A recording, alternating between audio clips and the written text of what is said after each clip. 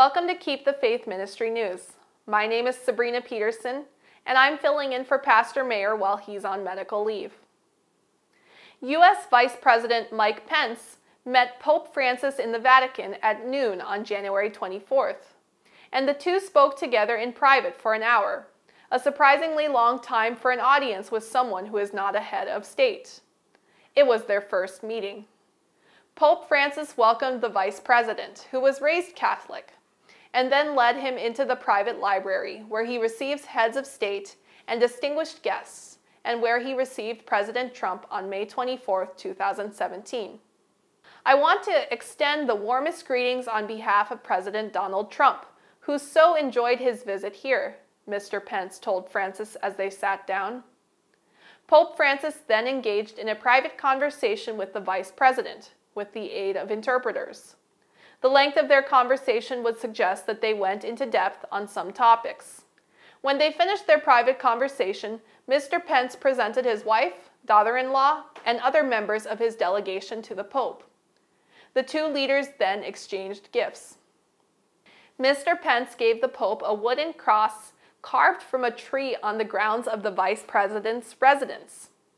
Francis gave him a medallion depicting the Angel of Peace, a copy of his message for the World Day of Peace 2020, as well as copies of some of his writings, including The Joy of the Gospel and Laudato Si.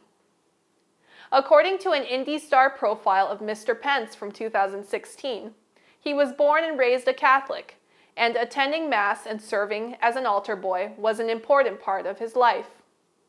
During college, he began attending a non-denominational church, where he met his future wife.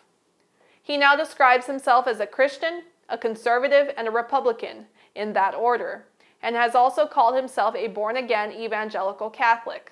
The Vice President came to the Vatican from Jerusalem, where he had participated in the 5th World Holocaust Forum at the Yad Vashem Memorial January 23rd, with presidents, prime ministers, and royalty from over 40 countries. Given this fact, it would seem reasonable to presume that he and the Pope spoke about this, and perhaps also the situation in the Holy Land. When he arrived at the Vatican just before noon with his wife and daughter-in-law, Mr. Pence was greeted by the regent of the papal household, Leonardo Sapienza. The U.S. ambassador to the Holy See, Callista Gingrich, and her husband Newt, the former U.S. Speaker of the House, were also present in the Belvedere courtyard of the Vatican to greet him. Before the two leaders met, one Vatican official told America the meeting was a courtesy visit, as Mr. Pence was also visiting Italy and was scheduled to meet with the country's president, Sergio Mattarella, who also attended the Holocaust Forum, and Prime Minister Giuseppe Conte. But given the length of the meeting, it could have been much more. The Vatican did not issue a press statement, since the Vice President is not a head of state. As he bade farewell, Mr. Pence told Francis, "You made me a hero back home by granting him the private audience." Some understood this remark as a reference to his mother, a devout Catholic, who would have been overjoyed that he met Francis. It would seem to suggest that the Vice President had mentioned her during their private conversation. Through the two great errors, the immortality of the soul and Sunday sacredness, Satan will bring the people under his deceptions. While the former lays the foundation of spiritualism, the latter creates a bond of sympathy with Rome.